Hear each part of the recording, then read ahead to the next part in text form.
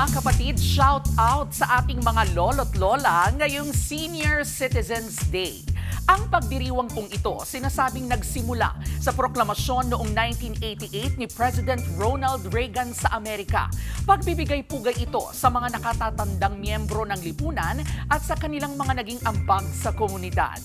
Kalaunan, hindi na lang sa Amerika ino-observe ang Senior Citizens Day, kundi sa buong mundo na rin.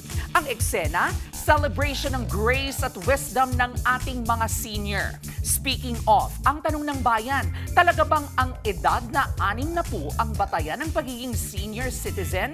Ang totoo po niya na ayon po sa mga eksperto, hindi consistent ang definisyon ng old age. Dito nga po sa bansa, isinulong noong 2022 ang panukalang maibaba iyong edad para sa senior citizenship sa 56. For public administrative purposes kasi, iyong edad na 60 o 65 ang madalas na sinasabing senior. Sa ganitong edad, inaasahan namang naging sapat na ang karanasan ng isang individual para makatulong sa pag-unlad ng ating komunidad. Sinasabing tulad ng K-Alaman, ang ambag sa lipunan ng ating mga mahal na senior ay K-Yamanan. Okay. Mga kapatid, ito po ang inyong K-Alaman Queen, Kalad Karen. Always remember na ang K-Alaman ay K-Yamanan.